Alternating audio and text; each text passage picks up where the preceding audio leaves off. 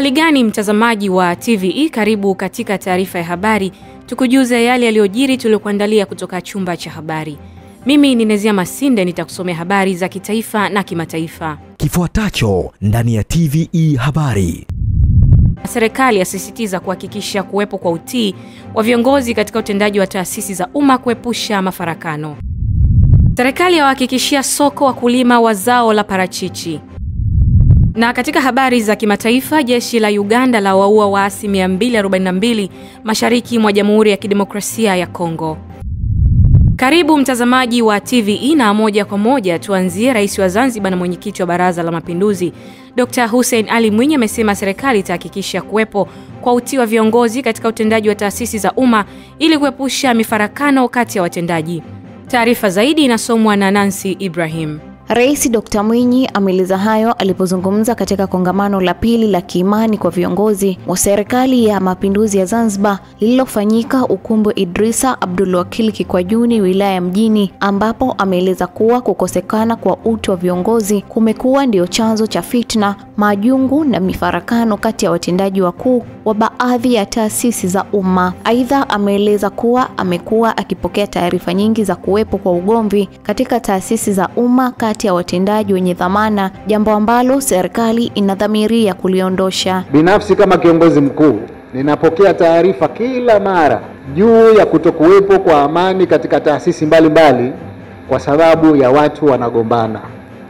Waziri hapatani na katibu mkuu hapatani na mkurugenzi, huyu hapatani na huyu, kazi haiwezi kufanyika.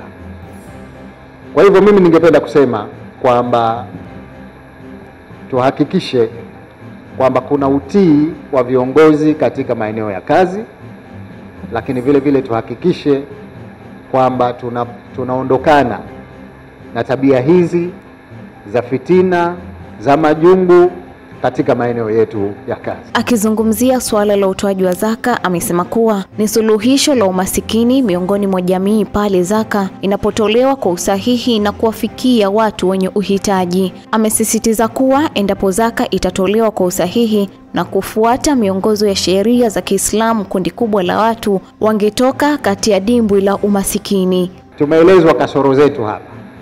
Moja ni elimu, kutokujua maana ya zaka na utoaji wake. Lakini vile vile kuna kutoa ambako sio sahihi. Mtu anaamua tu kwamba mimi leo mwaka huu nitatoa milioni 20, wakati zaka ni hesabu, lazima upige ulichokuwa nacho, ufanye asilimia fulani ndio itoke hiyo. Lakini vile vile kuna ugawaji ambao ni wa kawaida sana, ambao sivyo inavyotakiwa. Kwa hiyo mashekhe wetu wametueleza vizuri kwamba jambo hili ni jambo ambalo ni la kisheria. Tufanye sheria inavyotaka.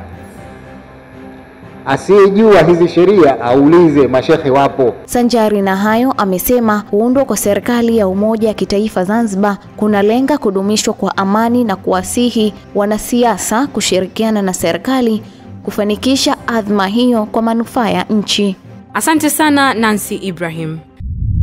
Serikali imewahakikishia wakulima wa zao la parachichi kwamba itaendelea kutafuta masoko mbalimbali ya parachichi ili kuhakikisha wakulima wote wanaojihusisha na zao hilo, ikiwemo wakulima wa mkoa wa Njombe, wanapata soko la uhakika la kuuza matunda yao. Taarifa zaidi na Ibrahim Mlele kutoka Njombe. Kauli ya serikali imetolewa na Waziri Mkuu wa Jamhuri ya Muungano wa Tanzania, Mheshimiwa Kassim Majaliwa alipotembelea kiwanda cha kuchuja mafuta yatokanayo na zao hilo la parachichi, ambapo amesema kuwa serikali ya Tanzania itaendelea kuhakikisha wakulima wanapata soko la uhakika duniani ili waweze kuuza matunda yao katika soko kubwa la dunia. Niwaambie sasa hali imebadilika. Parachichi ni biashara tosha. Parachichi ndio maisha yetu.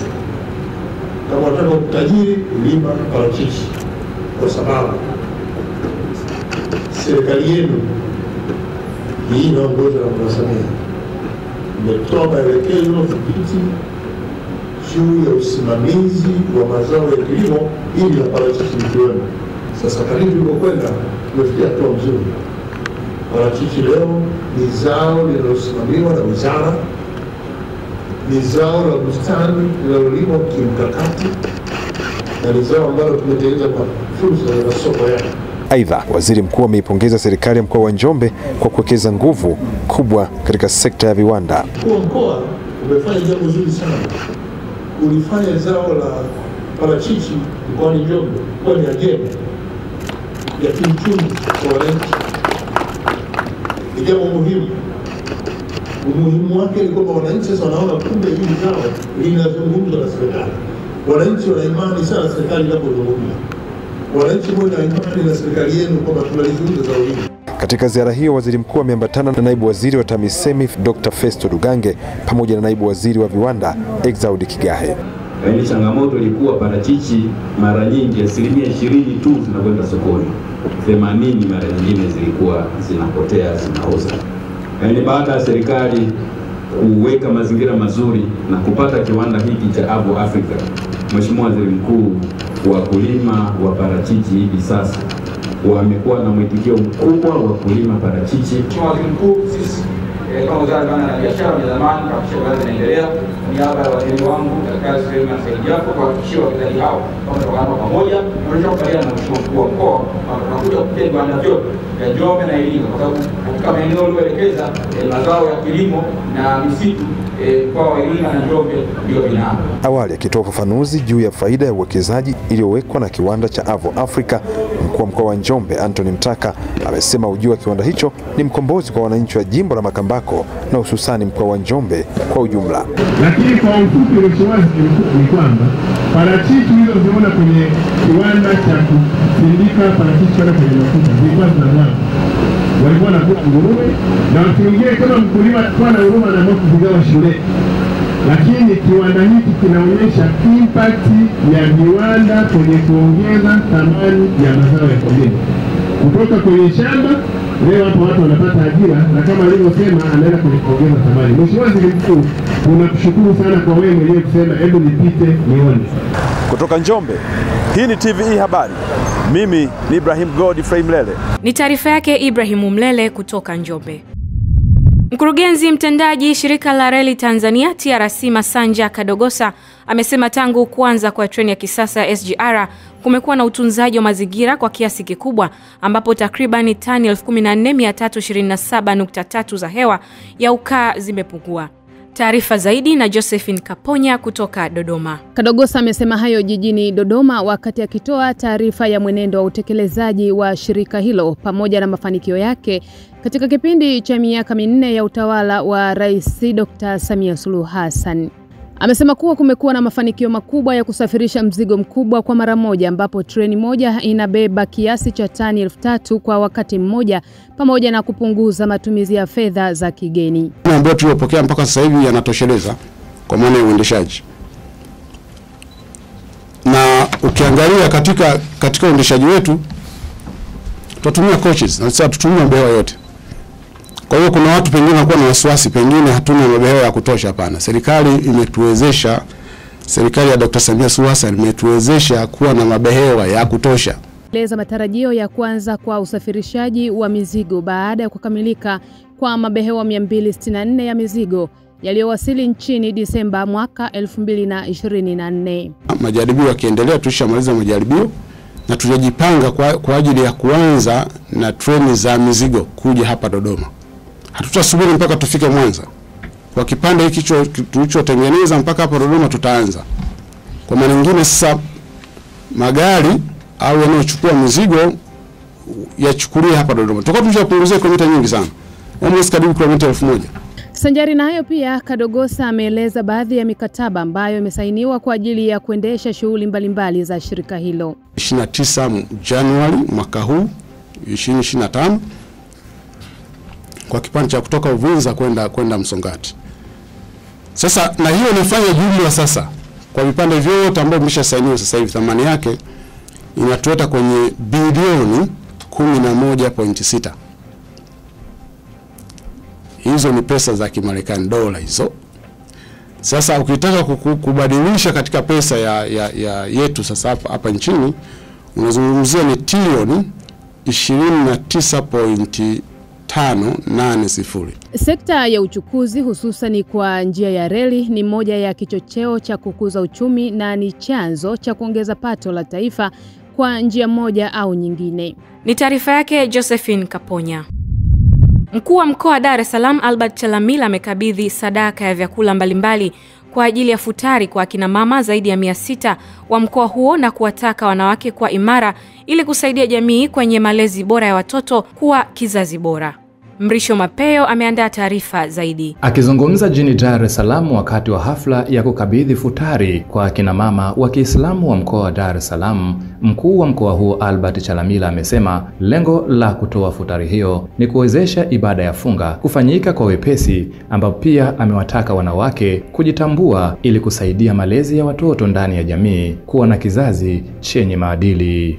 Aidha, Chalamila amewataka wanawake wa Kiislamu na Watanzania kwa ujumla kuendelea kuliombea taifa ili kuendelea kuwa na amani, utulivu na mshikamano, kwani amani ndiyo mhimili muhimu kwenye shughuli za maendeleo. Tumefanya hivi Mufti, moja, ili tusaidie kuomba dua kwa taifa letu. Wewe unafahamu kwamba sisi tumeteuliwa tu na Mheshimiwa Rais, si lolote, si chochote. Akina mama mkisimama imara, mkajitambua, mkaomba kwa nia, taifa hili litakwenda vizuri na watoto wa mitaani watapungua kwa 100%. Kwa upande wake, Mufti na Sheikh Mkuu wa Tanzania Sheikh Abubakar Zubeiri amewataka wanawake wa Kiislamu na Waislamu kwa ujumla kutojiweka mbali na masuala muhimu ya kitaifa ikiwemo suala la uchaguzi. Hivyo amehimiza Waislamu kujiandikisha, huku akisisitiza jamii kufanya mambo yao kwa makini na busara ili kuepuka fitna na kupotosha mambo mazuri. Tutumie hikima zetu zaidi na busara zaidi katika mambo, tutafanikiwa. Tukiacha busara, tukaacha kuwa na hikma, hatutoweza kufanikiwa. Wanazuoni walikuwa wanafasiri neno al-hikma nini, kama mwanachuoni mmoja anaitwa tunamuita al-Jamal, yeye amesema al-hikma hiya isabatu fil qawli wal amal. Hikma ni kupatia mtu katika maneno yake na katika vitendo vyake. Hikma ni kupatia mtu katika maneno yake na katika vitendo vyake. Akipatia mtu katika maneno yake, akapatia katika vitendo vyake, anaambiwa huyo amezungumza hikma na yeye ni mtu wa hikma. Katika hafla hiyo, mkuu wa wilaya ya Kinondoni Saadi Mtambule ameweka msisitizo kwa wanawake wa Kiislamu kuendelea kujitokeza kujiandikisha kwa ajili ya kushiriki kupiga kura kwenye uchaguzi mkuu wa mwezi Oktoba mwaka huu, kwa kuwa muda umeongezwa. Tuitumie siku ya leo tunaporudi, tuendeni tukajiandikishe kwa wingi kwa wale ambao hawajawahi kujiandikisha, lakini tuendeni tukaboreshe taarifa zetu za upiga kura kwenye zoezi hili la BVR. Ni muhimu ili tuweze kutumia nafasi yetu ya kikatiba na kisheria ya kushiriki kwenye uchaguzi mkuu mwezi wa 10 mwaka huu. Na nafahamu wengi tuna hamu ya kushiriki kwenye uchaguzi huu, lakini nafahamu pia wengi tunatamani kazi nzuri ya serikali ya awamu ya 6 ziweze kuendelea. Sasa ili ziweze kuendelea na sisi tuwe sehemu ya kusimika uongozi huu, basi ni vizuri tukaanza na zoezi la kujiandikisha ili mwezi wa 10 tutumie nafasi hii sasa ya kisheria na kikatiba kwa ajili ya kushiriki kuchagua viongozi kwa maana ya madiwani, wabunge pamoja na Mheshimiwa Rais. Naye Mariam Mtambo, mwenyekiti wa Jumuiya ya Wanawake wa Kiislamu JUAKITA, ameshukuru kwa niaba ya wanawake wote wa Kiislamu, ambapo amesema futari hiyo imeweza kuwafikia wanawake kutoka wilaya zote za mkoa huo. Ni taarifa yake Mrisho Mapeo. Shule ya msingi Mkoka, kitengo cha wanafunzi wenye mahitaji maalum iliyopo wilayani Kongwa mkoani Dodoma, imeiomba serikali na wadau kuongezea vyumba vya madarasa kutokana na upungufu wa vyumba hivyo uliopo sasa, hali inayowalazimu wanafunzi wa madarasa matatu kuchangia darasa moja. Pendo Mangala kutoka Dodoma ana taarifa zaidi. Akizungumza wakati wa ziara ya Umoja wa Wanawake Viongozi katika utumishi wa umma Tanzania, mkuu wa shule hiyo Furaha Mwashilandi amesema Hali hiyo ni changamoto kubwa katika ufundishaji, jambo ambalo linawia vigumu walimu katika kufundisha, ambapo shule hiyo ina jumla wanafunzi 122 wakiwemo wasichana 65 na wavulana 57, huku ikiwa na vyumba vya madarasa 4 pekee. Changamoto kubwa katika ufundishaji kwa darasa moja tunaweza kujumuisha darasa awali, kwanza na pili wanakuwa darasa moja, darasa la 3, la 4, la 5 darasa moja, darasa la 6 na 7 darasa moja. Hatua ya kwanza, hatua ya pili, hatua ya tatu, wanafunzi wenye ulemavu wa akili wanakuwa darasa moja. Hivyo inakuwa inapunguza ufanisi katika ufundishaji. Kwa upande wake, mwenyekiti wa umoja huo Justina Mashiba amesema kuwa lengo la ziara hiyo ni kuunga mkono juhudi za serikali kwa kuwapelekea vifaa vya kujifunzia pamoja na mahitaji mbalimbali vikiwemo vyakula, sabuni, vyandarua na taulo za kike, na kuahidi kukarabati vyoo, kupeleka gesi ya kupikia na kuwapatia bima ya afya watoto wasio na bima.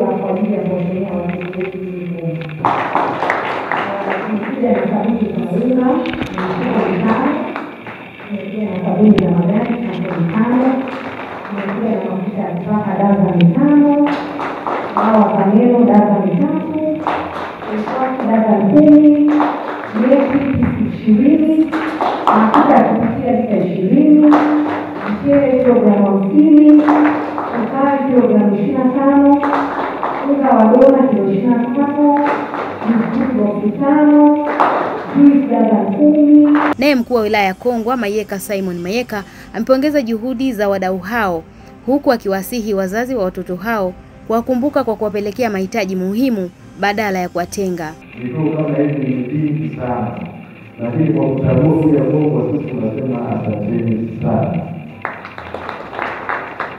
Ninafahamu kwamba wana EWT ni viongozi katika utumishi wa umma wa Tanzania na majukumu mengine mengi ya kusaidia kutekeleza malengo ya nchi, na kwa kufikia hapa tunapostahili kwa mafanikio makubwa. Pamoja na majukumu yenu mengi na mazito, bado mnaona mna wajibu wa kusaidia serikali katika nyanja ya jamii, ya kijamii ambayo wengi wanafikiri ni shughuli za jukumu pekee la serikali. Shule ya msingi Mkoka imeendelea kuwa kimbilio kwa watoto wenye mahitaji maalum, ikiwemo viziwi, walemavu wa viungo, wenye usonji na watoto wenye ulemavu wa afya ya akili, huku changamoto zilizopo zikiendelea kuwaathiri kiustawi wanafunzi hao. Asante sana Pendo Mangala. Wakazi wa kata ya Itezi mkoani Mbeya wameondokana na tatizo la uhaba wa maji baada ya mamlaka ya maji safi na usafi wa mazingira Mbeya kuchongora kisima chenye uwezo wa kuzalisha zaidi ya lita 500,000 kwa siku katika eneo hilo. Taarifa ya Daniel Smelta kutoka Mbeya inafafanua zaidi. Ni baadhi ya wananchi pamoja na wanafunzi 3,000 wa shule za msingi Gombe na Mwasote wameondokana na adha ya maji baada ya kisima kilichochimbwa katika shule hiyo kuzinduliwa kwa lengo la kupunguza adha ya upatikanaji wa maji kwa wananchi wanaotoka maeneo hayo, huku kaimu mkurugenzi akitoa gharama za mradi huo kwa kutumia fedha za serikali ya Jamhuri ya Muungano wa Tanzania kupitia Wizara ya Maji. Mradi huu ulianza kutekelezwa mwezi Mei mwaka 2024 na kukamilika na kuanza kutoa huduma mwezi Disemba mwaka 2024, na unatoa huduma maji kwa maeneo ya Gombe Kusini, shule ya msingi Gombe na maeneo jirani. Mamlaka ya maji safi na usafi wa mazingira Mbeya ikaona tuendelee kuangalia kutafuta njia za kuweza kuondoa changamoto ya huduma maji.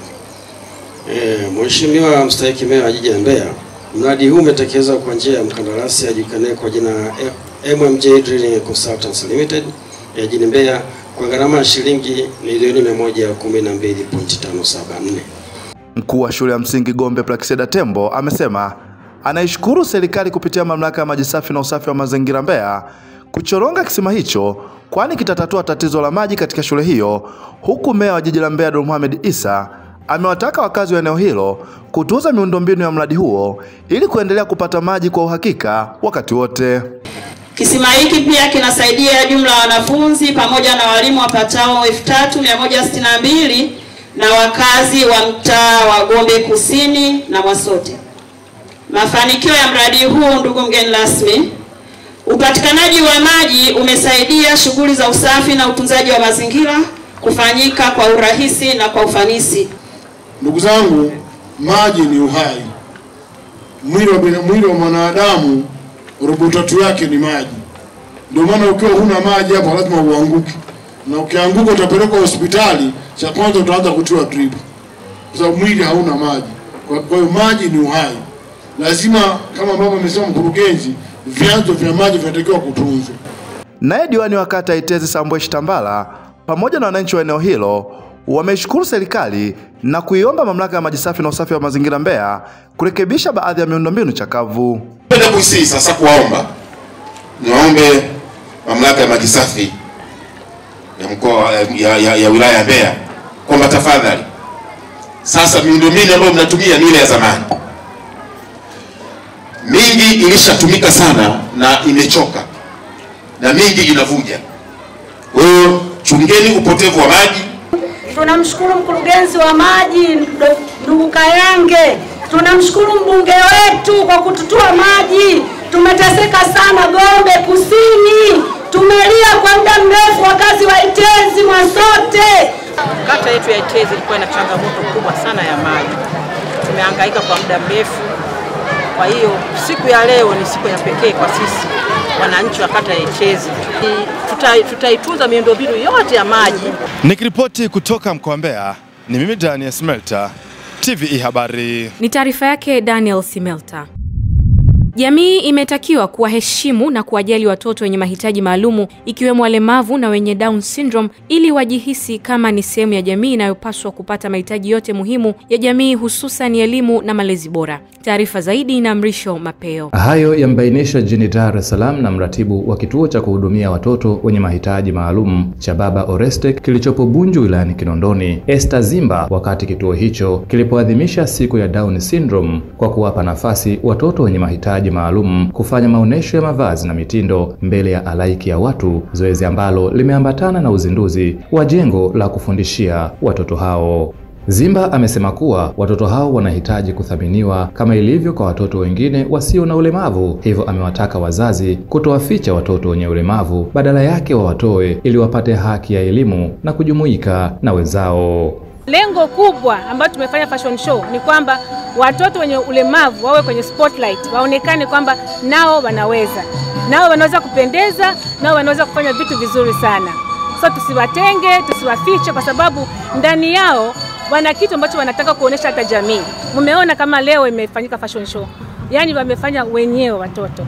Na washauri wazazi ambao wana watoto wenye ulemavu bado wamefichwa, bado hawajulikani kabisa kama wapo. Kuna vituo ambavyo viko sehemu mbalimbali. Muda huyu sio muda wa kuwa na aibu kwamba una mtoto wenye ulemavu. Kwa upande wake, mkurugenzi wa kituo cha ufundi kwa watoto wenye changamoto ya ufahamu cha SALT, Rebecca Hudson Levin, ameeleza namna ambavyo Down syndrome inavyotokea pamoja na baadhi ya tabia za watoto wenye changamoto ya Down syndrome. Down syndrome ni tatizo la kijenetiki ambalo linatokea siku ya kwanza muunganiko wa yai na mbegu inavyotokea, mtoto anavyoumbwa, panatokea ajali kwenye chromosome namba 21 ambayo zinakuwa 3 badala ya kuwa 2. Matokeo yake huwa inaleta madhara na kuweka watoto wakiwa na maumbo na sura zinazoelekeana. Kwanza mtoto wa Down syndrome utamuelewa kwanza akiwa na macho, anaita macho yaliyo slant, yamelala pembeni. Wana viganja vifupi na vidole vifupi, wana vidole vya mguuni vimeachana, vina nafasi kubwa. Pia wana kichwa ambacho hakina kichogo, ni flati, na wana mabega yaliyoning'inia, tunaita hanging shoulder. Pia asilimia karibu 50 ya watoto wenye Down syndrome huwa wana tatizo la kupata changamoto kwenye moyo. Wengi wao wanazaliwa wakiwa na tundu kwenye moyo au matundu kwenye moyo. Wengine pia wana shida kwenye mfumo wa chakula. Ndio maana utaona wengi sana wanakuwa na miili mikubwa kama hawajapata mazoezi ya kutosha. Ni kutokana na kwamba mfumo wa uwezeshaji wa chakula wao huwa una changamoto. Baadhi ya wadau walioshiriki maonesho hayo ya mitindo na mavazi kwa watoto wenye mahitaji maalum, ikiwa ni sehemu ya maadhimisho ya siku ya Down Syndrome, wamewataka wazazi wote wawili kushirikiana ili kuwalea vyema watoto hao waweze kutimiza ndoto zao. Watoto wenye mahitaji maalum ni watoto kama watoto wengine, na watoto hawa wana vitu vyao. Ni kwamba wako tu unique kwa namna yao, lakini watoto ambao wanastahili haki zao zote za msingi, haki za kucheza, haki za kwenda shuleni kupata elimu, na haki zote tunazozijua kama watoto wanastahili. Kwa hiyo ni wito wangu katika siku hii ya leo, siku ya kimataifa ya watoto ya Down Syndrome, ya kwamba wazazi pamoja na jamii kwa ujumla tuwakubali hawa watoto wenye ulemavu mbalimbali, wenye Down Syndrome na hata ulemavu mbalimbali, autism na nyingine zote, kwamba hawa watoto wanastahili na wana uwezo mkubwa, na tusiwe na imani potofu kwamba mzazi au mtu anapopata mtoto wa namna hii ni kwamba labda kuna imani ya nguvu za giza au kuna namna yoyote. Hapana, kwa sababu tumeshuhudia sisi tunaotoa huduma, wako wazazi wengi ambao jamii inaona kwamba watoto hao labda wamewatoa kafara kwa ajili ya kupata utajiri. Kuna wengine wanafikia point hata tunakutana na wazazi wanaachana, ndoa zinavunjika kwa sababu wanakuwa wanalaumiana wazazi. Kwa mimi ningependa kusema ni event ambayo ni nzuri sana, ambayo inaweza kuonyesha jamii kwamba watoto wenye hali zote katika mambo ya kiafya au matatizo ya kama Down Syndrome tusiwatenge. Ni watu ambao pia wanaweza wakafanya kila kitu ambacho tunafanya watu wengine ambao tuna viungo vyetu sawa. Pia ni ujumbe ambao tunataka tutoe, kwa sababu kama mlivyoona watu wengi waliohudhuria hapa ni kina mama, na hawa watoto ni zao ambao limetokana na baba na mama. Kwa hiyo ilipaswa watu wote katika familia, baba na mama, wao mstari wa mbele kusapoti hao watoto. Na pia ukiangalia pia katika historia, mama wengi wanaoleta watoto wao hapa ni wamama ndio wanaoleta, sio wa baba. Na ukiwauliza historia wanasema kwamba wamekuwa wameachwa na wenza wao baada ya kupata matatizo. Kwa kwangu mimi ana utindio wa ubongo, lakini anapatiwa huduma hapa, na kwa kweli tokea amefika hapa ana maendeleo mazuri. Kwa mfano alikuwa hawezi kula mwenyewe, anakula mwenyewe, hawezi kufanya huduma zingine kama kujisaidia, kwenda kujisaidia kufanya nini, lakini mpaka sasa hivi ameimprove. Kwa kweli nawaambia wazazi wenye watoto wenye changamoto wasiwafungie ndani na wasiwatenge na wasiseme kama ni mikosi, wawapeleke kwenye vituo mbalimbali ikiwemo hapa Baba Oreste wawalete. Maadhimisho ya siku ya Down Syndrome huadhimishwa duniani kote kila ifikapo Machi 21 ya kila mwaka. Ni taarifa yake Mrisho Mapeo. Ili kutilia mkazo elimu jumuishi kwa watoto waliokabiliwa na changamoto ya kujifunza ambao wana tatizo la Down Syndrome, wanafunzi wanaosoma masomo ya ualimu wamepatiwa mafunzo ya namna ya kuwatambua na kuwafundisha watoto hao. Hazla Omar ana taarifa zaidi kutoka Arusha. Mafunzo hayo yanayotolewa na kituo cha kusaidia watoto wenye matatizo ya akili Sibusiso jijini Arusha yanatajwa kuwa msingi wa kuleta uelewa kwa walimu na kupunguza unyanyapaa kwa kundi hilo. Tumeamua kuja kwenye vyuo kwa sababu tunajua kwamba kwenye vyuo vya ualimu ndipo anapotokea mwalimu na mwalimu ndipo anapoandaliwa. Kwa hiyo tumeamua tuje ili kuweza kutoa elimu, kuhakikisha kwamba walimu wanaoandaliwa wanakuwa na uelewa kuhusiana na masuala mazima ya ulemavu, hususan Down Syndrome, kwa sababu ni hali ambayo kila mtu wakati mwingine anaweza akapata mtoto mwenye changamoto hizi, na watoto wapo katika shule zetu. Kwa hiyo ni lazima tuone hawa wafundishaji wa watoto wanauelewa, na kama hawana uelewa basi ni kwa namna gani sisi kama Sibusiso tunaweza kuwasaidia kuhakikisha kwamba wanapata uelewa, na pindi watakapokwenda kwenye mashule mbalimbali basi waweze kutoa kile ambacho ni sahihi zaidi kwa wanafunzi wenye changamoto hiyo. Down Syndrome ni changamoto ya genetic ambapo panatokea itilafu kwenye vinasaba, pale ndipo anapozaliwa mtoto mwenye Down Syndrome. Kwa leo tumekuja kwa walimu kuwaelewesha kwamba wanakuwa na changamoto ya kujifunza madarasani, wana changamoto ya kufikia hatua zao za ukuaji, kwamba tunategemea mtoto husika labda kwa umri fulani au anaweza kutembea au anaweza kuongea, lakini mtoto husika kwa umri huo unakuta bado hajafikia katika ile hatua zake za ukuaji. Nao baadhi ya walimu na wanafunzi wanaosoma ualimu kutoka katika vyuo mbalimbali wanaeleza umuhimu wa mafunzo hayo na namna watakavyoenda kuyatumia. Mimi kama mwalimu tarajali nimejifunza jinsi ya kuwasaidia watoto wenye changamoto. Mwanzo sikuwa najua. Kwa tunawafundisha watakiwa upate muda wa ziada wa kuwa nao, wa kuwafundisha na wakaelewa. Tusiwatenge, tuwapende kama watoto wengine. Ni kweli katika jamii nyingi watoto hawa ambao wana changamoto ya Down syndrome wamekuwa hawapatiwi elimu inavyotakiwa. Watu wamekuwa wakiwatenga na kuona kwamba wao hawafai kupewa elimu, kitu ambacho sio jambo jema. Watoto hawa ambao wana tatizo la Down syndrome wanatakiwa kupata elimu ya kutosha kama watoto wengine, kwa sababu wao ni wanafunzi wa walimu, kwamba ni walimu tarajali. Kwa hiyo ni lazima waweze kuyafahamu haya mambo ili wanapokwenda kuwahudumia wanafunzi huko mashuleni basi wawe tayari na uelewa kuhusiana na magonjwa mbalimbali ambayo yamekuwa yakiwakabili watoto. Down syndrome ni hali ya kijenetiki ambayo kwa kawaida huathiri kujifunza kwa mtoto na sifa za kimwili za mtu, na huadhimishwa kila ifikapo Machi 21 kila mwaka, na kauli mbiu ya mwaka huu ni mifumo ya huduma za kutuwezesha iboreshwe. Ni taarifa yake Hazla Omari kutoka Arusha. Chama cha walimu wilaya Geita kimefanya uchaguzi wake ambapo wajumbe wamewataka viongozi waliochaguliwa kuwa waadilifu, wawajibikaji na wenye nia kuwatumikia walimu kwa uaminifu. Katika uchaguzi huo, mwalimu John Paulo ameibuka mshindi wa nafasi ya mwenyekiti kwa kupata kura 202 kati ya wapiga kura 407. Taarifa na Joel Maduka kutoka Geita. Msimamizi wa uchaguzi huo ambaye pia ni katibu wa chama cha walimu mkoa wa Geita, mwalimu Tinda Pauline, ametangaza matokeo hayo saa 8 za usiku mapema leo, akieleza kuwa aliyekuwa mwenyekiti wa chama hicho mwalimu Samuel Doto Joseph amepata kula 126. Herbert Nyakuso Zebedian amepata kura 7. Joni Udoyo Saulo amepata kura 202. Masatu kura 2. Mkama Munyiga kura 65. Mkanga Ujira kura 1. Robert Andrea kura 2. Samuel Doto Joseph kura 126. Hivyo natangaza Comrade John Udoyo Saulo.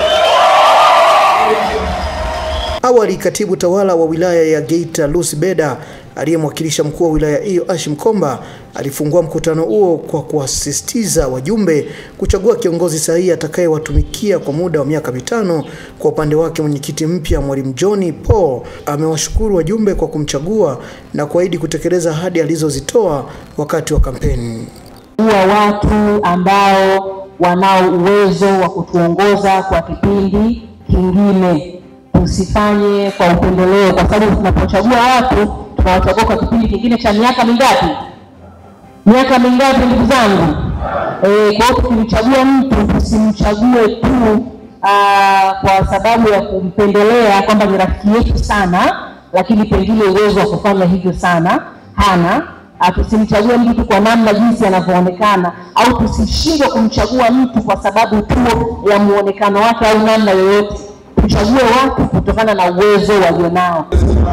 Niwashukuru sana wawakilishi kwa ajili ya kuniamini.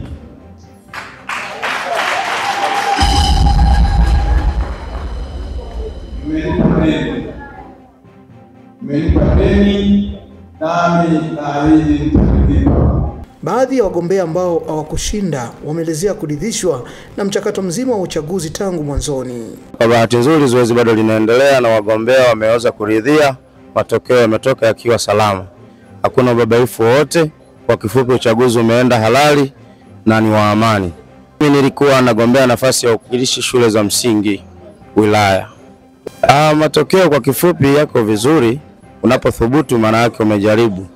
Sasa kama mtu umethubutu na umejaribu, naweza nikasema ni kwamba yote kwa yote, hata mpira ukiwa unachezwa na dakika 90, lakini mwisho wa siku mshindi lazima apatikane. Uchaguzi wa leo umeenda vizuri, umeenda kwa uwazi, kwa uhuru na haki, na kwa kweli matokeo yaliyojitokeza ndivyo wajumbe walivyoamua na ndivyo walivyochagua. Niwapongeze walioshinda, lakini pia nawapongeza pia ambao kura hazikutosha. Kwa ujumla uchaguzi huo umekuwa wa amani na uwazi, huku washiriki wakisifia utaratibu uliotumika kuhakikisha haki inatendeka. Viongozi waliochaguliwa wamepewa jukumu la kuimarisha maslahi ya walimu katika wilaya ya Geita kwa kipindi cha miaka 5 ijayo. Ni taarifa yake Joel Maduka kutoka Geita. Watanzania wametakiwa kutumia mwezi mtukufu wa Ramadhan na kipindi cha Kwaresma kwa fursa ya kufanya toba ya kweli, kusameheana na kujenga mshikamano wa kijamii. Taarifa iliyoandaliwa na Ellen Manyangu inasomwa na Nancy Ibrahim. Wito huo umetolewa katika hafla futari iliyoandaliwa na benki ya Stanbic, ikiwa ni sehemu ya kusherehekea mwezi wa toba na rehema, ambapo katibu wa baraza la ulama Sheikh Hassani Chizenga amewataka waumini wa dini zote kutafakari maisha yao, kuomba msamaha kwa Mungu na kujirekebisha kwa vitendo vyema. Mwezi huu ni mwezi ambao unaitwa mwezi wa toba, mwezi wa misamaha. Na nadhani hapa ndipo Stanbic Bank inapoungana na sisi wenye mavazi haya. Wao ni watu ambao wanashughulikia uchumi, fedha, ukwasi. Hasi tunaungana nao vipi? Tunaungana nao kwa sababu Mwenyezi Mungu amesema katika Qur'ani, wa qul tastaghfiru rabbakum innahu kana ghafara yursilu as-samaa alaykum midrara wa yumdidkum bi amwalin wa banin wa yaj'al lakum anhara. Tafsiri yake ni kwamba Mungu kaagiza watu waombe msamaha. Qul tastaghfiru rabbakum, ombeni Mola wenu wasamehe. Alafu akasema matunda yanayopatikana na kuomba msamaha.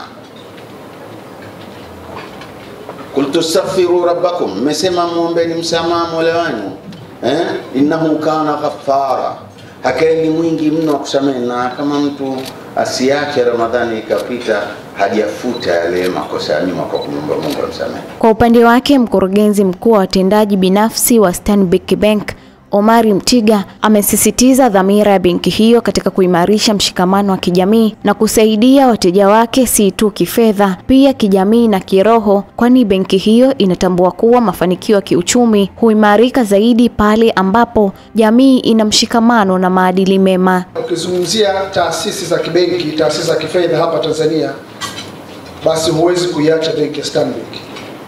Kwa ukubwa, kwa umuhimu, kwa faida, kwa maridadi na kwa mengine mengi, benki ya Stanbic ni benki ya 3 hapa Tanzania. Na kwa kuzingatia hilo na uhitaji wa uwepo wetu Tanzania, tunakwenda kuongeza mtandao wetu wa matawi kwa mwaka huu. Tunayo matawi 11 kwa sasa, ambao ni hapa Dar es Salaam 5, mkoa wa Tanga, Dodoma, Kilimanjaro, Mbeya, Mwanza na Arusha, lakini tunakwenda kufungua matawi mengine 5. Hafla hiyo ilihudhuriwa na viongozi wa dini, watendaji wa benki na wadau mbalimbali wa jamii, ambapo washiriki walihimizwa kutumia Ramadhani na Kwaresma kama fursa ya kusaidiana na kuonesha ukarimu kwa wahitaji. Ni taarifa yake Ellen Manyangu iliyosomwa na Nancy Ibrahim. Mtazamaji wa TVE, hii ni taarifa ya habari na mimi ni Nezia Masinde. Tupate mapumziko mafupi kisha tutaendelea na taarifa ya habari. Kifuatacho ndani ya TVE habari. Jeshi la Uganda la waua waasi 242 mashariki mwa Jamhuri ya Kidemokrasia ya Kongo.